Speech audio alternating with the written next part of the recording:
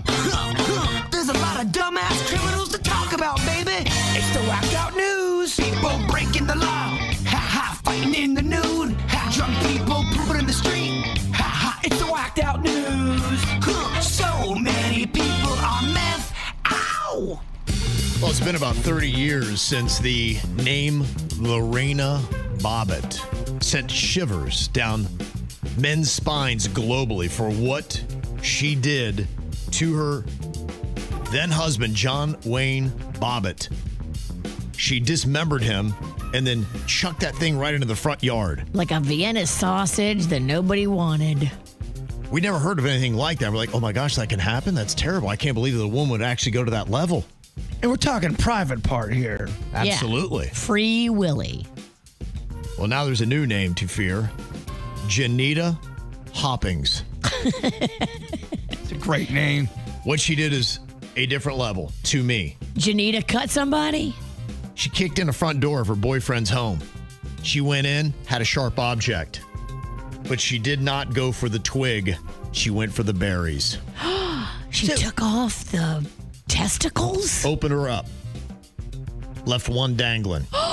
So was he sleeping or in a, passed out from alcohol? Because wouldn't you know something like that's going down? Yeah, I would imagine he's probably in a vulnerable position for her to be able to do what he did. I mean, John Wayne Bobbitt was sleeping. So I would imagine this is probably very similar because, otherwise, how is she going to do that? Because I would assume you got to remove pants and you got to go in there. So I'm imagining that we probably had a sleeping individual when she did what she did. Well, she kicked in the door. You think that would have woke him up? True. Yeah, there's a lot of details I'd love to get on this. Well, don't you think if your wife, the queen, ever tried to do that to you, you'd be able to know what's going on and almost try to stop it, right? You wouldn't sleep through something like that. With her in the bed, I sleep with one eye open always.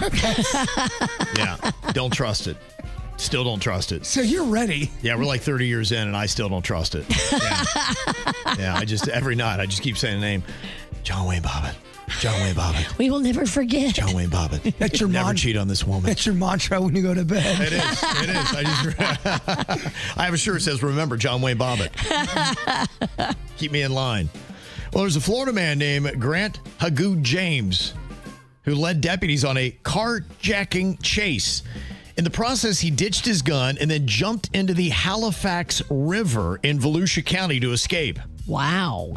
They did get him. They arrested him. When they did, he begged the officers for a cigarette. He said, there's some gators in the water. I'm a little tense. Can I have a ciggy to relax? I mean, do cops travel with ciggies? Not most of the ones I've seen. You would be shocked how many people get arrested on these videos I watch. They'll be in handcuffs and they go, wait a minute, can I grab my vape real quick? You're like, no, you... And then I seen a cop let one of the criminals go ahead and get a hit on the vape. Aww. Now they know they're going away for a while. It's going to be your last for a good bit of time. That's a humanitarian right there. The police officer was just hashtag being cool. Yeah, he's just like, look, I know where you're going. Another Florida man, Justin Farley, is facing federal charges after allegedly stealing $7,000 worth of scratch-off lottery tickets from a Circle K in St. Pete. Then the dum-dum returned to redeem them hours later. At the same Circle K where he stole them from? Yep. This time he broke into cabinets and he removed multiple scratch-off ticket books. He then made multiple attempts to redeem them at the same store and a nearby 7-Eleven, but wasn't successful. He then got all frustrated and later returned to the 7-Eleven masked and armed with a replica Glock because he couldn't get the real thing. He demanded money and robbed $120 plus a pack of ciggies. I'm seeing a pattern here. Police identified him via license plate and surveillance footage, and then they arrested him. Well, they said, what are you doing, dude? He said, I just needed some money. Oh, my gosh. He's got a lot of priors, including felony drug and firearm convictions, so he's going to be going away for a little while, as he should. Yeah, because isn't a fake Glock just like a real one? I mean, you don't know, right? They don't know. Mm-hmm. The poor lady that you held up or guy that you held up doesn't know. Quite a night for 40-year-old Elijah Reagan, who ended a 4-hour armed standoff with Washington police after officers delivered a Dairy Queen Blizzard and a hamburger to his vehicle via tactical robot.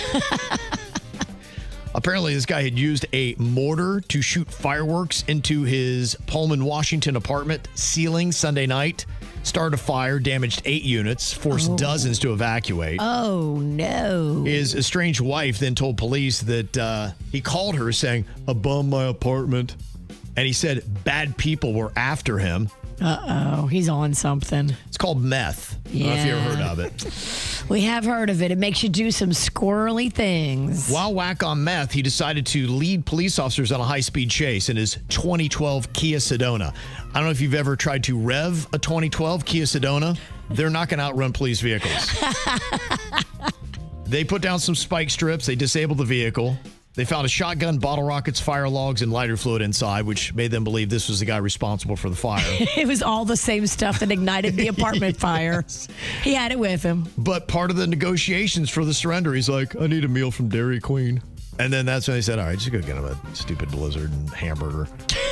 That sounds so good right now. They de-escalated it.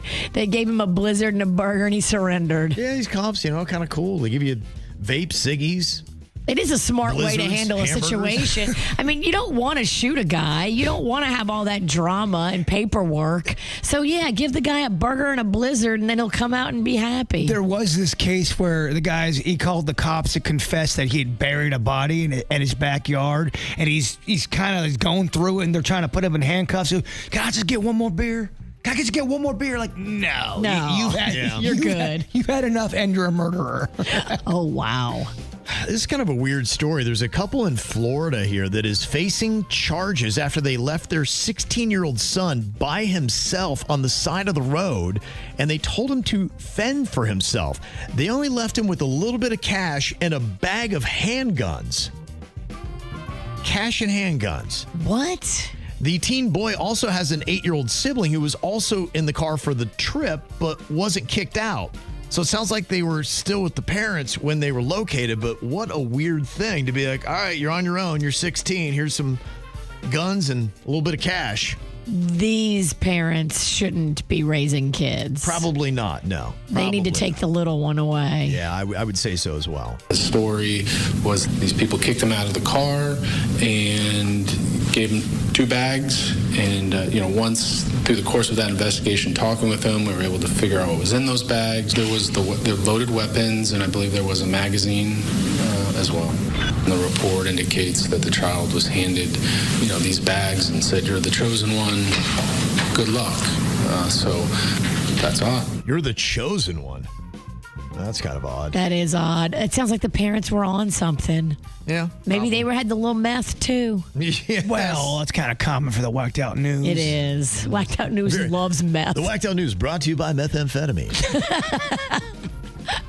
There's a family in Seattle that faced a terrifying scare when their 3-year-old playing in the yard picked up what seemed like a toy, but voila, was actually a live grenade. Oh, no. Who put that there? What?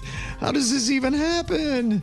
The family had just moved into a new house outside Seattle. They were in the garage, and their son was playing on the front lawn when he found protruding from the grass what he thought was a toy like this. I looked at it and I was like, oh, it looks like a toy novelty type grenade. But as soon as she held it, she suspected the rusted grenade was real. She called the cops. My 3-year-old son just brought me a grenade out of my yard. Okay, don't touch it anymore. When the sheriff got there, he instantly took 3 steps backwards and said, "Ma'am, please put that down. That's a live grenade." And your son was holding it. It's eating us alive. Here's their son, Damon, today. It could have ended in disaster. Wow, how about that, huh? The 911 operator told you to put it down. If you're still holding it when the cops get there, you are an idiot, ma'am. Yeah. They're playing catch with me. Like, what? Yeah. Oh, my gosh. And we're just now seeing what it looked like from several months ago, back on May 15th. These 2 sunburned and intoxicated sisters from New Jersey, Kiera Lyons and her sister Maura, 22 and 31 years old. They had been spring breaking here in Florida, and they were arrested at Orlando International Airport and removed from a Frontier Airlines flight. They had allegedly attacked a gate agent, and you can see that on the camera with the gate agent kind of laying in the little tarmac area. Oh, boy. Yeah, so you can see and hear a bit of these drunk sisters, very sunburnt too. I I can't. I'm literally. I can't. I have anxiety. There's a cop here right now. That guy pushed her to the ground and she fell. We were on a plane. She had to use the bathroom. And they asked her, they go, "Are you intoxicated?" She goes, "Yeah, I had a few drinks." And that was it. Do you need medical attention? Yeah. When they informed me that she was intoxicated, I had to call a GSC, which is my supervisor. They were intoxicated. I felt Are you willing to write a statement? I am. And then the other girl fell. After Jose pushed her, she's like, "Oh, I got hurt." But I was like, "Are you kidding me? I watched her fake it." What a mess. Huh? Oh my Oh, gosh. jeez. Can you just get back to Jersey? Chaos. Absolute chaos. The other thing, too, At Frontier sometimes gets a little squirrely. They have really good prices. Much like Spirit. You can get a seat for $39. Yeah. But you get a seat and a show. You know, when you're on a bargain airline, you don't need to watch any video. Dude, it's a great price. Just but look at the people. No, it could go sideways at any minute. and when police ask you to write a statement, because I always see that, does it have to be long, or can you just go, "They were drunk and it was scary"? I think give your statement. I don't know if you have to sit there and write no, it. Do you do. You have to write a Oh, statement. really? Oh, Yeah. I'm not sitting there and writing anything. Not me. I didn't see anything. Forget it. I'm out of here. I gotta go. I'm a witness to nothing. I don't have time to write 5 paragraphs of what I just saw. got facial blindness. That's why I asked, because I go, I really don't feel like writing right now. No, in your penmanship, nobody's going to be able to read it. Oh, they'll get the wrong person. Yep.